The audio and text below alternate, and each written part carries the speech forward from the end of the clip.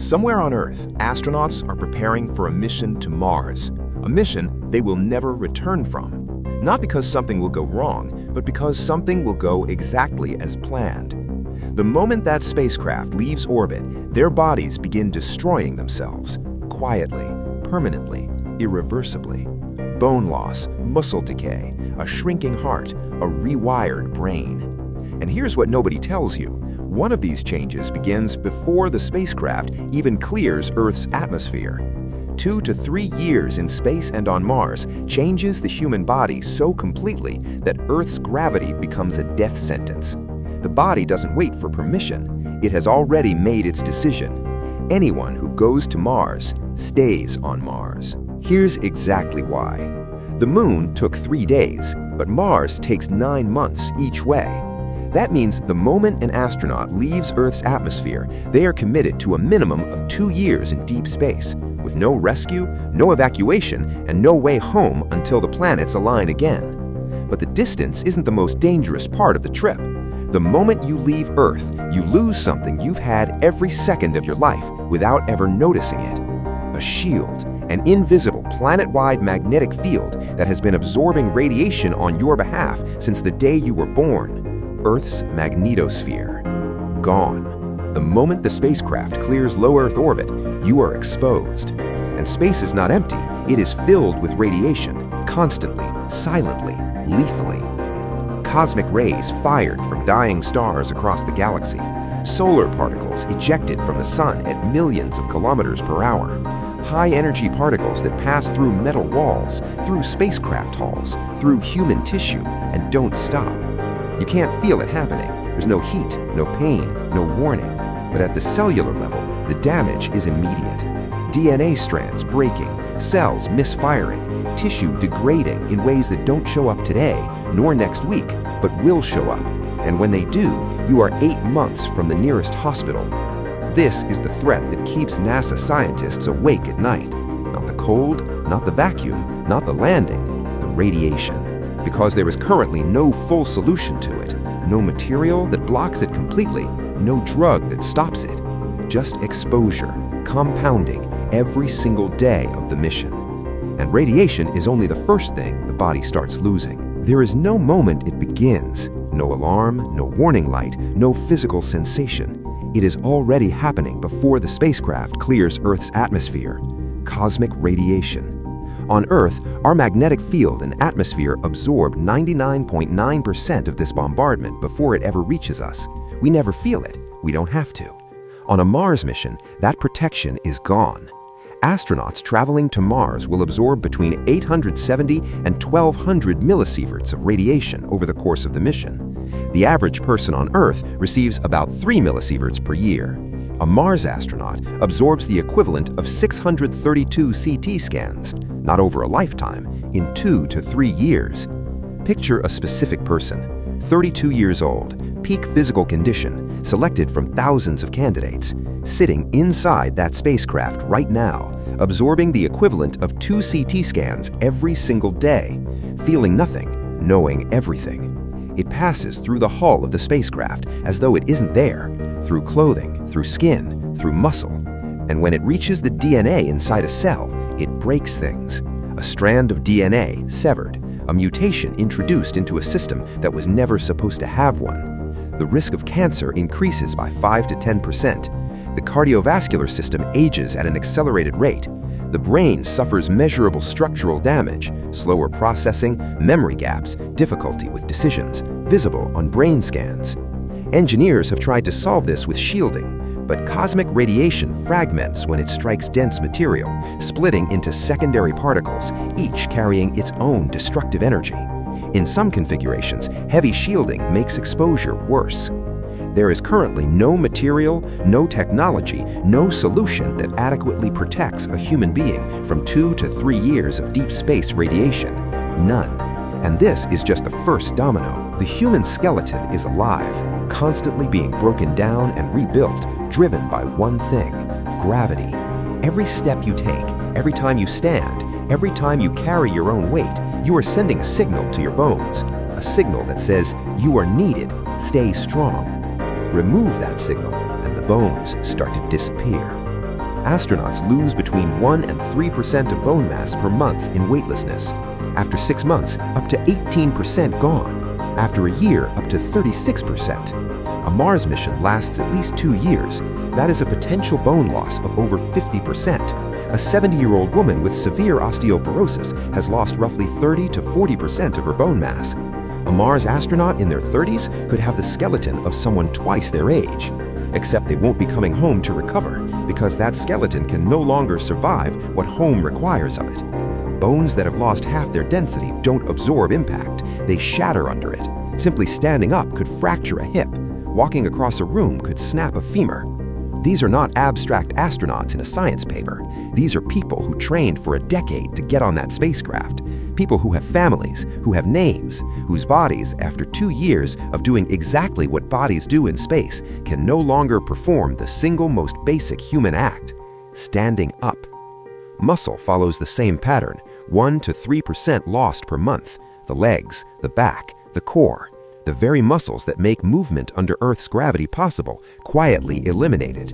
The ISS has spent decades trying to slow this deterioration. Astronauts exercise 2 hours every day just to slow the deterioration, not stop it, slow it. After a Mars mission, the body attempting to re-enter Earth's gravity is not the body that left. It has been hollowed out, and now it is being asked to perform under a load it can no longer tolerate. But the skeleton and muscles aren't even the most critical system failing, because at the center of the chest, the most vital muscle in the human body has been shrinking, and a heart that has forgotten how to fight gravity cannot be asked to fight it again. The heart is a muscle, and like every muscle on this list, it shrinks when you stop using it. On Earth, the heart works constantly against gravity, pumping blood upward against the pull, up through the torso, up through the neck, up into the brain. That constant effort is what keeps it strong. Remove gravity and the heart adapts. Blood redistributes, rising into the chest and head. The body interprets this as excess fluid and begins excreting it. Blood volume drops by up to 22%. The heart, now moving less blood against less resistance, reduces its own mass by up to 20%. That is not a statistic. That is the heart of a living human being, someone who passed every cardiac test ever designed, now carrying 20% less mass than the day they launched, and it is still shrinking. This is not metaphor. This is measurable atrophy, visible on cardiac imaging. Now ask that shrunken, deconditioned heart to do something it has spent 2 years forgetting. Pump blood upward against the full force of Earth's gravity, with a fraction of its original strength. Astronauts returning from just 6 months on the ISS routinely experience dizziness, plummeting blood pressure, and fainting simply from standing up.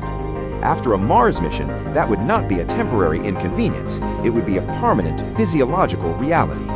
And layered on top of the atrophy is radiation damage, calcified arteries, stiffened blood vessels, accelerated inflammation.